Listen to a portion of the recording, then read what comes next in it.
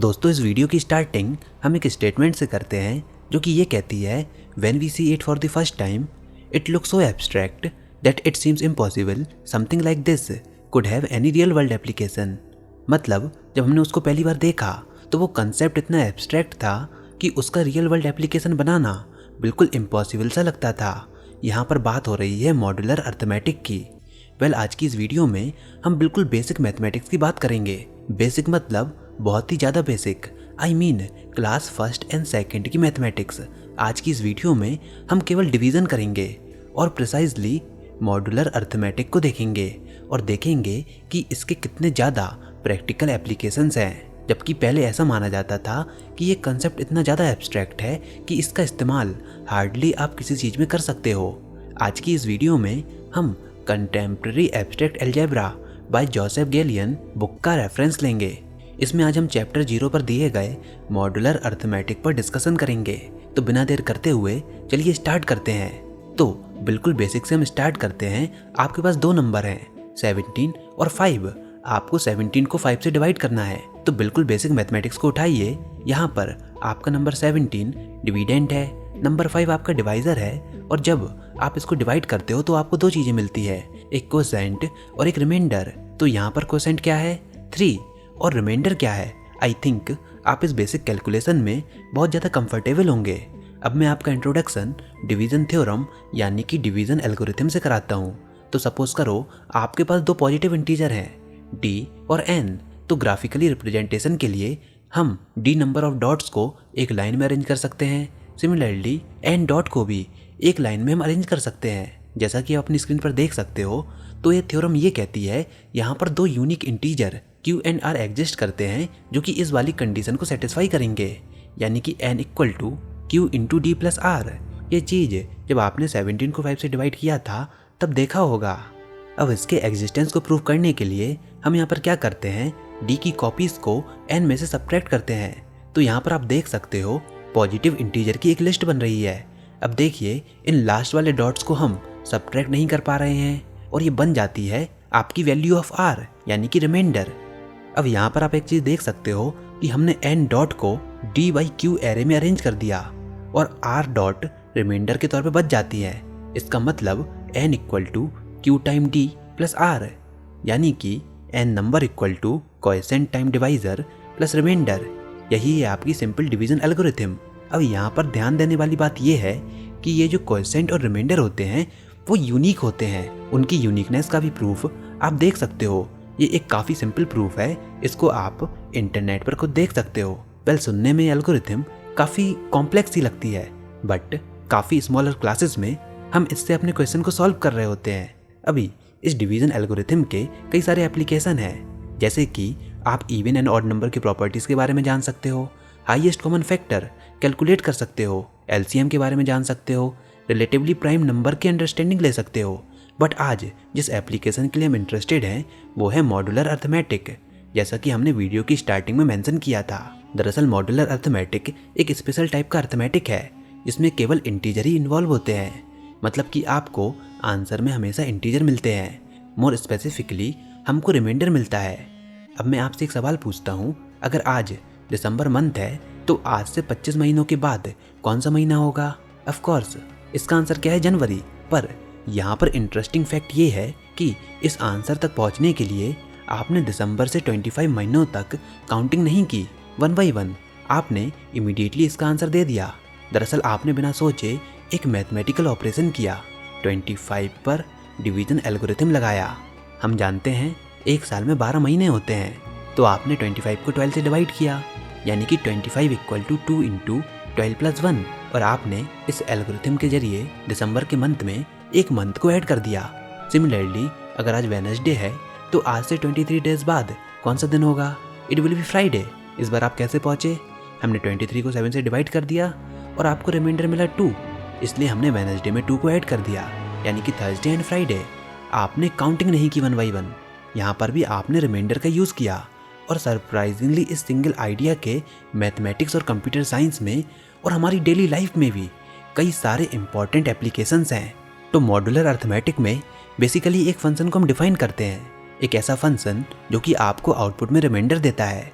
जैसे in example को देखिए, 3 mod 2 equal to 1, 6 mod 2 equal to 0, 11 mod 3 equal to 2, 62 mod 85 equal to 62। इसको ध्यान से देखिए कि 62 कैसे आया। ऐसे ही -2 mod 15 इक्वल टू 13। वीडियो को पॉज करके इस आइडिया को ग्रेस्प करने की कोशिश कीजिए कि मॉड्यूलो फंक्शन आपको आउटपुट में रिमाइंडर देता है। अब इसके साथ ही साथ इसकी कुछ प्रॉपर्टीज भी हैं। जैसे दो नंबर हैं a और b, तो a into B mod n equal to a mod n into b mod n whole mod n।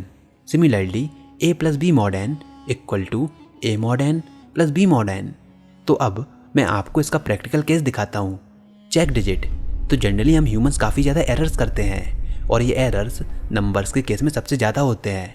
जैसे जब आप किसी के फ़ोन नंबर को नोट करते हो तो कई बार ऐसा होता है कि आप नंबर गलत सुन लेते हो, 30 की जगह पे 13 सुन लेते हो या फिर किसी नंबर को पहले लिख देते हो। ऐसे ही क्रेडिट कार्ड के नंबर के साथ भी होता है, अकाउंट नंबर के साथ भी होता है, बैंक के किसी चेक के साथ भी होता है। तो जब हम कंप्यूटर में इन सारे नंबर को पुट करते हैं तो डेटा एंट्री के दौरान इन सारे एरर्स से बचने के लिए एक चेक डिजिट होती है। आपने कई सारी जगहों पर इन बारकोड्स के नीचे इन नंबर्स को देखा होगा। मनी ऑर्डर में इस नंबर को देखिए या फिर और भी जगहों पर जहाँ पर ऐसे नंबर्स होते हैं तो इनमें जो लास्ट डिजिट होती है इसको हम बोलते हैं चेक डिजिट। इसको और बेटर प्रैक्टिकल एग्जाम्पल से समझते हैं। आप अपनी स्क्रीन पर यूनाइटेड स्टेट के पोस्टल सर्विस मनी ऑर्डर को देख सकते हो। इसमें एक 10 डिजिट का आइडेंटिफिकेशन नंबर है, प्लस इसके पास एक और डिजिट है जो कि है इसकी चेक डिजिट। और ये चेक डिजिट कैसे डिफाइन हुई? तो जब आप आइडेंटिफिकेशन नंबर यानी कि 10 डिजिट नंबर का 9 के साथ मॉड करते हो तो जो आपको आंसर मिलता है वो चेक डिजिट होती है। अब आपके मन में सवाल आ सकता है कि नंबर 9 के साथ ही मॉड क्यों करना है? तो दरअसल अलग अलग जगहों पर चेक डिजिट फाइंड करने के अलग अलग एल्गोरिथम होते हैं। हो सकता है कहीं पर 8 हो, कहीं पर 7 हो, कहीं पर 11 हो। तो यूनाइटेड स्टेट पोस्टल सर्विस में नंबर 9 का यूज़ किया, तो मतलब नंबर 8800016502 इसके पास चेक डिजिट 3 है। अब इस आइडेंटिफिकेशन नंबर के हर एक डिजिट को ऐड कीजिए, यानी कि 8 + 8 + 0 + 0 + 0 + 1 + 6 + 5 + 0 + 2 मॉड 9 यानी कि 30 मॉड 9। तो आपको मिलता है रिमाइंडर 3 यानी कि चेक डिजिट मिलती है। अब अगर आपने इस नंबर को कंप्यूटर प्रोग्राम में गलत एंटर किया, जैसे यहाँ देखिए, यहाँ पर फिर पोजीशन पर मैंने 0 की जगह पर 1 टाइप कर दिया एंड ऐड किया, तो इस बार आप चेक डिजिट कैलकुलेट करते हो तो 4 निकल कर आती है, जबकि सही चेक डिजिट क्या होनी चाहिए? 3। इसका मतलब आपका एरर डिटेक्ट हो गया। एक और एग्जाम्पल को देखिए।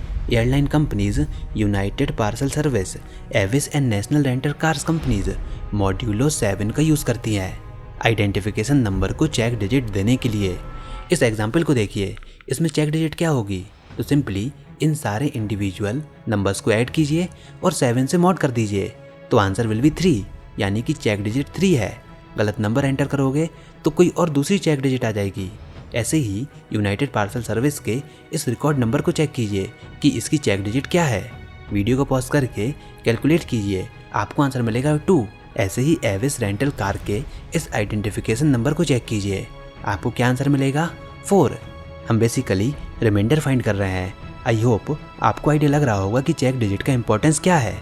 बट अभी जितने भी एग्जाम्पल हमने देखे, यहाँ पर उसमें दरअसल एक एरर है। दरअसल ये जो मेथड पोस्टल सर्विस और एयरलाइन कंपनीज यूज़ करती हैं, वो मेथड सारे सिंगल डिजिट एरर को डिटेक्ट नहीं करता।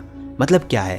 भले ही अगर आप इन डिजिट के कोई भी नंबर को चेंज कर देते हो तो आपको रिमाइंडर में दूसरा नंबर मिलता है, यानी कि दूसरा चेक नंबर मिलता है जो कि ओरिजिनल नंबर के साथ सेटिस्फाई नहीं होता। लेकिन सपोज करो आप इस वाले एग्जाम्पल को देखो, हमने यहाँ पर क्या किया कि ये जो सेकंड नंबर पर 6 है इसको हमने गलती से थर्ड नंबर पर कर दिया, और थर्ड नंबर पर 8 है उसको हमने सेकंड नंबर पर कर दिया गलती से। अब इस बार जब आप चेक डिजिट को कैलकुलेट करोगे तो क्योंकि यहाँ पर केवल ट्रांसपोजिशन हुआ दो नंबर के बीच में, मतलब कि दो नंबर ने केवल अपनी पोजीशन बदली, तो इंडिविजुअल डिजिट का सम तो सेम ही रहेगा। और जब आप इसका मॉड 7 करोगे तब भी आपको चेक डिजिट 2 ही मिलेगी। लेकिन ये दोनों नंबर अलग अलग रिकॉर्ड्स को रिप्रेजेंट करते हैं। हो सकता है कि ये वाला पार्सल मेरे नेम का हो, लेकिन जब आपने नंबर को ट्रांसपोज कर दिया तो हो सकता है वो पार्सल किसी और नेम का हो जाए, आपके नेम का हो सकता है। तो दोनों पार्सल अलग अलग लोकेशन पर चले जाएंगे, ऑल्दो दोनों की चेक डिजिट सेम ही है। मतलब कि इस वाले मेथड में एरर के होने के काफ़ी ज़्यादा चांसेस हैं। तो इस एरर को दूर करने के लिए हम एक और मेथड यूज़ करते हैं। हम प्रोडक्ट्स को यूनिवर्सल प्रोडक्ट कोड असाइन कर देते हैं। यूनिवर्सल प्रोडक्ट कोड यानी कि यूपीसी ज़्यादातर रिटेल आइटम में आपने देखा होगा। जगह जगह पर ये सिंगल लाइन बारकोड आप देखते हो अलग अलग प्रोडक्ट में, ये दरअसल यूनिवर्सल प्रोडक्ट कोड होता है। Universal product code generally 12 digit का नंबर होता है, जिसमें से पहले 6 डिजिट मैन्युफैक्चरर को आइडेंटिफाई करते हैं और अगले 5 डिजिट प्रोडक्ट को आइडेंटिफाई करते हैं और लास्ट वाला होता है चेक डिजिट। ये यूनिवर्सल प्रोडक्ट कोड आपको हर एक प्रोडक्ट में देखने को मिलेगा। अब इसमें चेक डिजिट को हम कैसे कैलकुलेट करते हैं वो देखते हैं, क्योंकि इसको ऐसे डिज़ाइन किया गया है कि इसमें कोई भी ट्रांसपोजिशन एरर ना हो। चलिए इसको देखते हैं। तो यहाँ पर हम डॉट प्रोडक्ट को इंट्रोड्यूस करेंगे। 2 के लेंथ के टपल्स के बीच में डॉट प्रोडक्ट कुछ इस तरीके से डिफाइन होता है। A1 A2 A3 till A12 dot W1 W2 W3 till WK will be equal to A1 W1 plus A2 W2 plus A3 W3 plus dot dot dot A12 WK। यहाँ पर W1 W2 W3 till WK ये सारे waiting vector हैं। Universal product के case में ये waiting vector generally 3,1 होता है। अब यूनिवर्सल प्रोडक्ट कोड जनरली इस कंडीशन को सेटिस्फाई करता है कि आइडेंटिफिकेशन नंबर और वेटिंग वेक्टर के बीच के डॉट प्रोडक्ट का मॉड्यूलो जब आप 10 के साथ करते हो तो 0 होना चाहिए। इस कंडीशन को अगर हमारा नंबर सेटिस्फाई करता है तो यानी कि आपकी चेक डिजिट सही है। इस मेथड का एडवांटेज क्या है कि अगर आप 2 एडजेसेंट डिजिट को ट्रांसपोज भी कर दो, मतलब एक को दूसरी जगह पर रिप्लेस भी कर दो, तब भी आपका एरर डिटेक्ट हो जाएगा। चलिए इसको एग्जाम्पल के साथ समझते हैं। सबसे पहले हम वेरीफाई करेंगे कि इस वाले कोड में चेक डिजिट सही है या नहीं। कोड क्या है? 021000658 चेक डिजिट यहाँ पर क्या है? 8। तो सिंपली इस आइडेंटिफिकेशन नंबर को वेटिंग वेक्टर से मल्टीप्लाई कर दो, यानी कि 0.3 plus 2.1 plus 1.3 plus 0.1 plus 0.3 plus 6.3 plus 5.1 plus 8.3 plus 9.1 plus 7.3 plus 8.1। इसका मॉड्यूलो हमको 10 के साथ लेना है। इन सारी डिजिट्स का सम कितना होगा? 90, और इसका मॉड्यूलो हम 10 के साथ लेते हैं, यानी कि 90 mod 10 मतलब कि 0। इसका मतलब ये है कि हमारी चेक डिजिट सही है, क्योंकि रिमाइंडर आपको 0 मिला। अगर कोई एरर होता तो आपको रिमाइंडर 0 नहीं मिलता, मतलब कि यूपीसी कोड बिल्कुल करेक्ट है। अब सपोज हम क्या करते हैं, नंबर को रिप्लेस कर देते हैं और देखते हैं तब भी हमको रिमाइंडर 0 मिलता है या फिर नहीं। यहाँ पर हमने 7 डिजिट को गलत एंटर किया, तो कंप्यूटर क्या कैलकुलेट करेगा? इस बार जब आप कैलकुलेशन करोगे तो सम आएगा 99, और 99 mod 10 0 नहीं होता। इसका मतलब एंटर किए गए नंबर में कुछ एरर है। इस वाले एग्जाम्पल को देखिए, इसमें हमको 11 डिजिट दी गई है और हमको चेक डिजिट कैलकुलेट करनी है। तो सिंपली वेटिंग वेक्टर से मल्टीप्लाई कीजिए और सम करके यहाँ पर आपको आंसर मिलेगा 66। तो 66 में ऐसा क्या जोड़ें कि इसका मॉड्यूलो 10 के साथ 0 दे दे। तो 66 में आप 4 को ऐड करते हो तो 70 हो जाएगा, और 72 mod 10 0 होता है। तो इसका मतलब ये है कि चेक डिजिट है 4। ऐसे ही इंटरनेशनल स्टैंडर्ड बुक नंबर, जिसको हम ISBN नंबर बोलते हैं, ये जनरली आपने बुक्स में देखा होगा। इसकी प्रॉपर्टी ये होती है, इसमें वेटिंग वेक्टर अलग होता है, 10 9 8 7 6 5 4 3 2 1, और 10 डिजिट का आइडेंटिफिकेशन नंबर है और उसका मॉड्यूलो हमको 11 के साथ करना होता है। तो अगर रिमाइंडर 0 होता है तो मतलब हमारा कोड सही है। यहाँ पर जो A10 है वो है चेक डिजिट। जैसे इस वाले केस में हमको चेक डिजिट कैलकुलेट करनी है, तो पहले वाले केस की तरह आप डॉट प्रोडक्ट लीजिए और सम कीजिए। सम करने पर आता है 130। तो 130 में ऐसा क्या जोड़ें कि इसका मॉड 11 के साथ 0 हो जाए? तो आपको 2 जोड़ना होगा, तो यानी कि 132 mod 11 विल बी 0। तो आपकी चेक डिजिट क्या हुई? 2। वीडियो को पॉज करके इसको थोड़ा ग्रेस्प करने की कोशिश कीजिए। अब एक और एग्जाम्पल को देखिए। इस वाले एग्जाम्पल में जो ISBN कोड है, दरअसल इसमें पहले और लास्ट डिजिट को छोड़कर कोई 2 डिजिट आपस में ट्रांसपोज हुई है, मतलब कि उनकी पोजीशन चेंज हुई है। तो हमको करेक्ट ISBN नंबर बताना है। तो अगर आप इसको डॉट प्रोडक्ट करके कैलकुलेट करते हो तो आप अपनी स्क्रीन पर देख सकते हो 236 mod 11 इक्वल टू 5, यानी कि रिमाइंडर 0 नहीं है, मतलब कि कोई गलती है। और गलती क्वेश्चन में मेंशन है कि 2 पोजीशन रिप्लेस हुई हैं। आप खुद भी ट्राई करके देखिए कि कौन सी 2 पोजीशन रिप्लेस हुई हैं। वेल, अभी मैं आपको आंसर बता देता हूँ। अगर आप 3 और 9 का ट्रांसपोजिशन करते हो देन उस केस में आपको रिमाइंडर 0 मिलेगा। तो यानी कि करेक्ट ISBN नंबर क्या है? 066909325 4। तो यानी कि अगर सेम आइडेंटिफिकेशन नंबर के 2 डिजिट आपस में इंटरचेंज भी हो जाए तब भी एरर डिटेक्ट हो जाएगा, जो कि पहले वाले केस में नहीं था। ऐसा क्यों हुआ? क्योंकि यहाँ पर हम डॉट प्रोडक्ट लेकर इसको कैलकुलेट कर रहे हैं। तो यूनिवर्सल प्रोडक्ट कोड स्कीम का एडवांटेज क्या है? ये सारे एरर को डिटेक्ट कर लेता है, ट्रांसपोजिशन एरर को भी। पर यहाँ पर एक कैच ये है, वो एरर जो कि अनडिटेक्टेबल रहेगा वो है जब 2 एडजेसेंट डिजिट ए और बी उनका डिफरेंस 5 हो। वेल 5 ही क्यों? तो दरअसल ये ऑटोमेटिकली आता है। कोई भी एरर अनडिटेक्टेबल कब रहेगा? जब identification number dot waiting vector mod 10 0 हो। तो अगर हम ट्रांसपोजिशन करें, मतलब कि 2 डिजिट्स को आपस में इंटरचेंज करें और तब भी रिमाइंडर 0 आता है, तो इसका मतलब ये है कि आपका वो एरर डिटेक्ट नहीं हुआ। ऐसे केस में आपका एरर अनडिटेक्टेबल है, यानी कि आपके सामने ये इक्वेशन बनकर आएंगी। जब आप इसको सिंप्लीफाई करते हो तो आपको ये इक्वेशन मिलती है 3ai + 1 + ai mod 10 = 3ai + ai + 1 mod 10, या फिर ai + 1 + 3ai mod 10 = ai + 3ai + 1 mod 10। अब डिपेंडिंग कि आपका i इवन है या फिर ऑड, दोनों केसेस इस इक्वेशन में रिड्यूस हो जाते हैं टू ai + 1 - ai mod 10 = 0। इसका मतलब ai + 1 - ai = 5, यानी कि a - b mod = 5। अगर ये कंडीशन होती है तो आपका ट्रांसपोजिशन एरर डिटेक्ट नहीं होगा। वीडियो को पॉज करके इसको थोड़ा समझने की कोशिश करिए कि मैं क्या कहना चाहता हूँ। आई होप आप इसको समझ गए होंगे। चलिए अब हम एरर करेक्शन को देखते हैं। सपोज आपके पास एक नंबर है 73245018। सपोज आप किसी से नंबर लेते हो और उस टेलीफोन नंबर में एक मिस्टेक कर देते हो, लेकिन जब आप वो नंबर लगाते हो तो वो नंबर भी कहीं ना कहीं लग जाता है, वो नंबर भी तो कहीं ना कहीं पर रिंग होता है। एंड देन सामने वाला पर्सन हमको बताता है कि तुमने ये वाला नंबर गलत एंटर किया, इस वाली पोजीशन पर इसको करेक्ट करो। तो सपोज यही काम आप कंप्यूटर में कोई नंबर डालते हो, अगर वो गलत होता है तो किस पोजीशन पर आपने गलती की है, इस चीज़ को भी हम कैलकुलेट कर सकते हैं। तो यहाँ पर हम 8 डिजिट आइडेंटिफिकेशन नंबर के जरिए इसको इलस्ट्रेट करेंगे। A1 से A8 हमारा आइडेंटिफिकेशन नंबर है। यहाँ पर हम 2 चेक रिजल्ट असाइन करते हैं, A9 और A10 इन कंडीशन के साथ। सबसे पहले A1 से A10 की डिजिट का सम mod 11 0 होना चाहिए और A1 से A10 की डॉट प्रोडक्ट वेटिंग वेक्टर के साथ mod 11 0 होना चाहिए। मतलब कि 2 कंडीशन। सबसे पहली वाली कंडीशन हमने स्टार्टिंग में देखी थी, सम कर रहे हैं, और दूसरा डॉट प्रोडक्ट कर रहे हैं। हमने इन दोनों कंडीशन को कंबाइन कर दिया। तो 73245018 के साथ हम फाइंड करते हैं कि ये 2 चेक डिजिट क्या होंगी, A9 और A10। तो अपनी स्क्रीन पर देखिए, इक्वेशन 1 और 2 कंडीशन सेटिस्फाई होनी चाहिए। A8 तक की डिजिट का आप सम करते हो तो होता है 30, और 30 mod 11 करते हो तो आता है 8। तो इक्वेशन 1 बन जाती है 8 + A9 + A10 mod 11 = 0। Similarly equation 2 बन जाती है 10 + 9A9 + 10A10 mod 11 = 0। अब ये वाली इक्वेशन को हम इस तरीके से भी लिख सकते हैं। तो इस न्यू इक्वेशन को हम इक्वेशन 1 प्राइम में ऐड कर देंगे तो हमको A9 की वैल्यू मिल जाएगी 7। और जब A9 की वैल्यू आ चुकी है तो दोनों में से किसी भी इक्वेशन में पुट करके आप A10 की वैल्यू निकाल सकते हो। तो A10 की भी वैल्यू निकल कर आती है 7। तो आपका नंबर कंप्लीट हो जाता है 7324501877, जहाँ पर 9 और 10 डिजिट चेक डिजिट है।